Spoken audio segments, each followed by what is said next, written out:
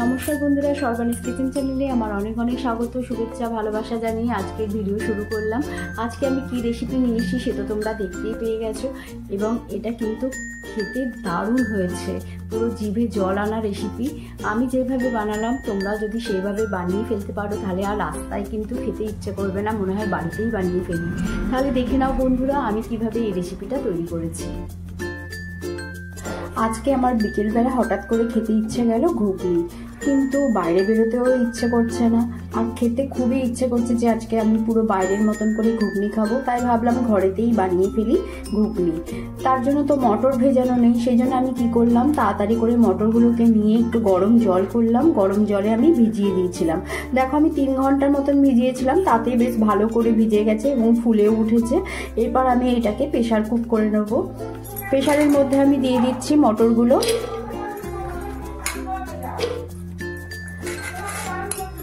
এক এক সময় দেখবে এমনই ক্রেভিং হয়, তখন মনে হয় যেন এটা এক্ষুনি আমার খেলে বেশ ভালো লাগবে। আমি যেহেতু তৈরি করতে পারি এবং বাইরেরটা থেকে আমার ঘরেরটাই বেশি ভালো লাগে, বাইরের সব জায়গাতেই আমার খেতে ভালো লাগে না। সব জায়গায় আমার কতগুলো নির্দিষ্ট আছে কাকুরা, তাদের কাছ থেকে আমার ঘুগনি খেতে ইচ্ছা করে, নাহলে আমি কিন্তু যার তার কাছে আমি খাই না। তাই আজকে ভাবলাম বাইরে বেরোতেও ইচ্ছে করছে না, আর এদিকে খেতেও ইচ্ছে করছে, তাই বাড়িতেই বানিয়ে ফেলি। দেখো আমি মটরগুলোকে দিয়ে দিলাম।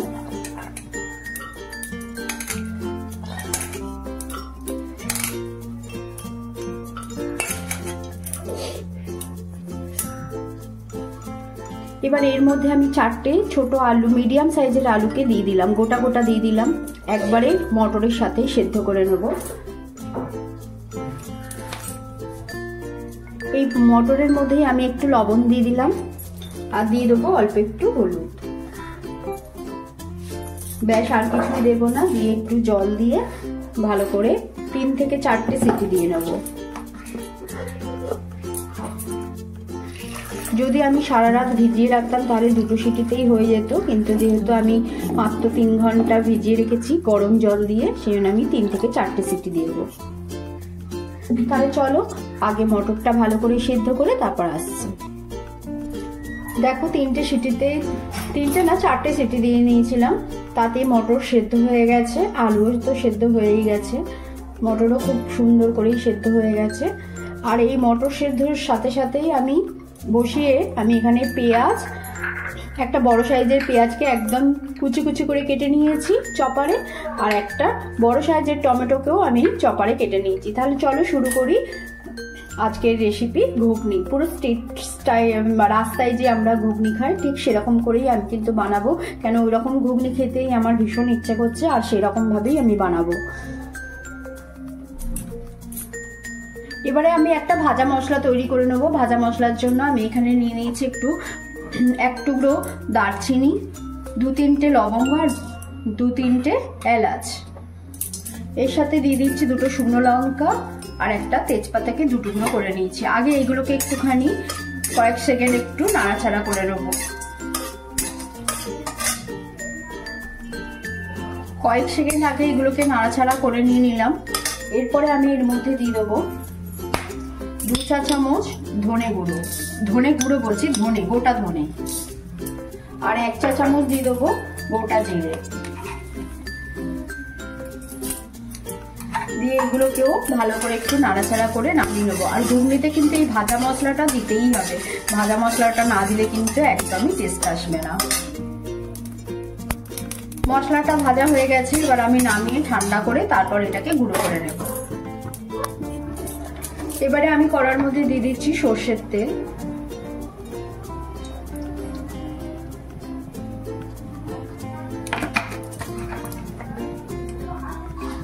এবার পেঁয়াজটাকে দিয়ে দিচ্ছি।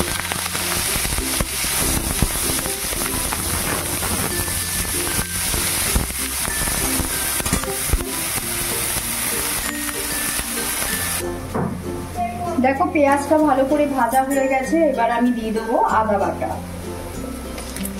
আমি এখানে 1.5 চা চামচের মতন দিচ্ছি আদা বাটা।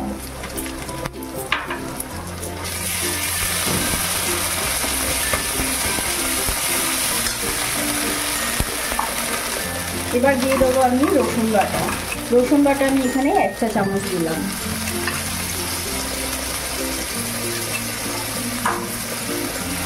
আদা রসুনের কাঁচা গন্ধটা না যাওয়া পর্যন্ত একটুখানি নাড়াচাড়া করে নেব। এবারে আমি যে একটা টমেটো রেখেছিলাম সেই টমেটোটাকে দিয়ে দিলাম। পুরো একটা বড় সাইজের টমেটো কুচিয়ে নিয়েছিলাম।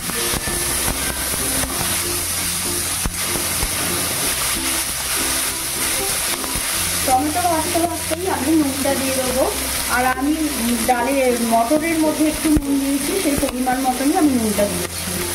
আর নুনটা দেওয়ার ফলে টমেটোটা তাড়াতাড়ি গলে যাবে। হলুদও দিয়ে দেবো।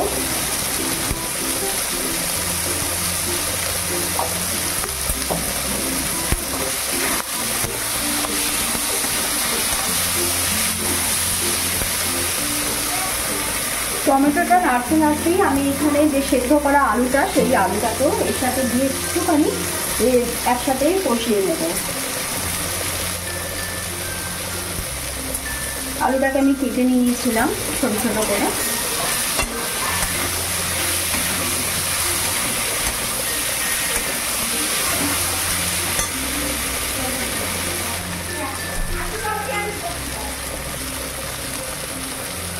এবারে আমি ধনে গুঁড়ো আর জিরে গুঁড়ো দেবো। আমি এখানে ধনে গুঁড়ো আর জিরে গুঁড়ো 1/2 চা চামচ করে দেবো, কেন আমি ভাজা মশলাটা একটু বেশি করে দেবো, সেই জন্য ধনে গুঁড়ো আর জিরে গুঁড়োর পরিমাণটা কম দেবো।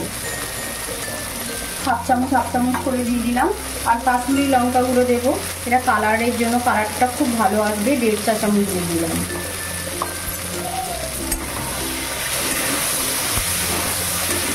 মশলাটাকে ভালো করে একটু কষাবো, তার জন্য একটুখানি জল দেবো।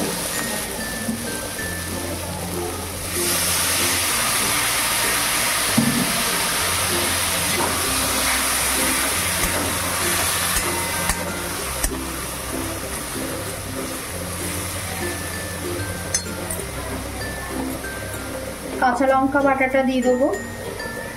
ঝালটা যে যার পরিমাণ মতন খাবে সে সেরকম দেবে।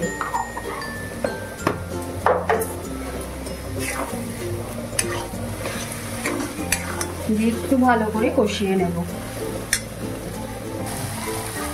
মশলাটা খুব ভালো করে কষানো হয়ে গেছে। এবারে আমি ঘুগনিটা দিয়ে দেবো। সেদ্ধ করা মটর দিয়ে দেবো।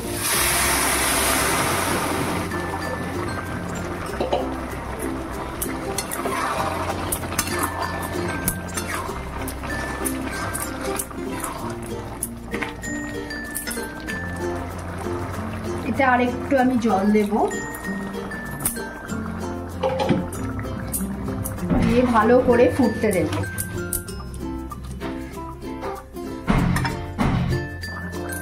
দেখো এই ফোটার সময়তেই আমি যে ভাজা মশলাটা করেছি সেই ভাজা মশলাটা দিয়ে দেবো। এখানে 3-4 চামচ দেব, কারণ এই ভাজা মশলাতেই সুন্দর গন্ধটা আসবে আর খেতেও বিশাল টেস্ট হয়।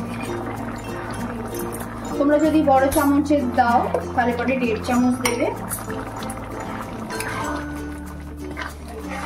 এবার ভালো করে ফুটিয়ে নেব।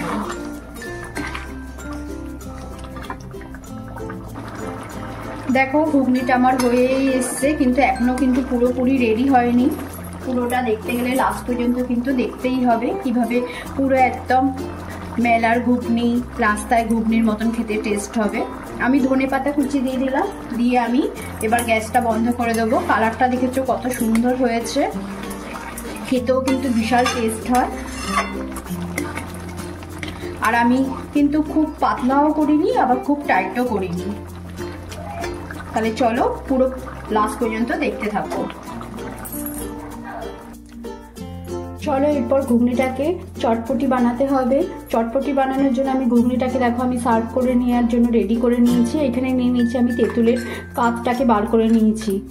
এবার এই তুলের কাঠের মধ্যে আমি কিন্তু ঘুগনির মধ্যে মিষ্টি ব্যবহার করিনি, আমি এর মধ্যে একটুখানি গুড় দিয়ে দিলাম।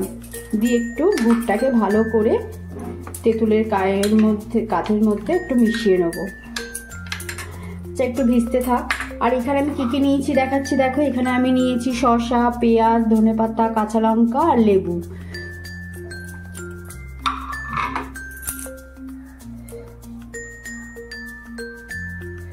এবার দেখো আমি একে একে সব কিছু মেশাবো।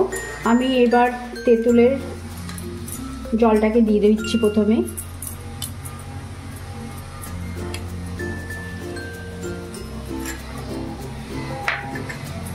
এবার দিয়ে দেবো কাঁচা লঙ্কা,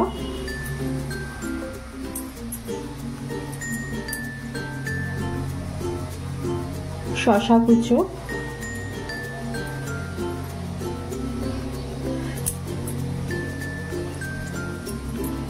পেঁয়াজ কুচো,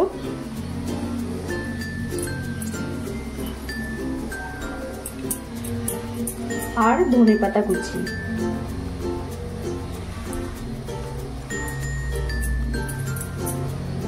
কেউ যদি এরপরেও লেবু খেতে ভালোবাসো, আমার একটু বেশ টক টক ভালো লাগে, সেই জন্য আমি দিয়ে দেবো লেবু।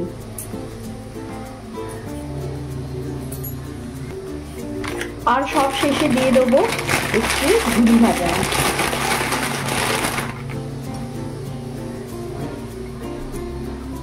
তাহলে দেখো বানিয়ে ফেললাম কিন্তু দারুণ একটা চটপটে, আর খুব তাড়াতাড়ি হয়ে গেল, বাইরে আমাকে যেতেও হলো না, আর ঘরে আমার সবসময় তো এই জিনিসগুলো থাকেই। তাহলে তোমরাও বানিয়ে ফেলতে পারো এরকম একটা পুরো রাস্তার ঘুগনির মতন খেতে। রাস্তায় যে আমরা খাই রাস্তার ঘুগনিটা কিন্তু খেতে টেস্ট হয়, ঠিক এরকমভাবেই বানায় ওর তারা, আর খেতেও কিন্তু দারুণ টেস্ট হয়। তাহলে বন্ধুরা আমার রেসিপিটা যদি তোমাদের ভালো লেগে থাকে তাহলে অবশ্যই লাইক কমেন্ট শেয়ার করো। সকলে ভালো থেকো, সুস্থ থেকো, আবার দেখা হবে তোমাদের সাথে নতুন রেসিপি নিয়ে। আজকের মতন এইখানেই, ধন্যবাদ।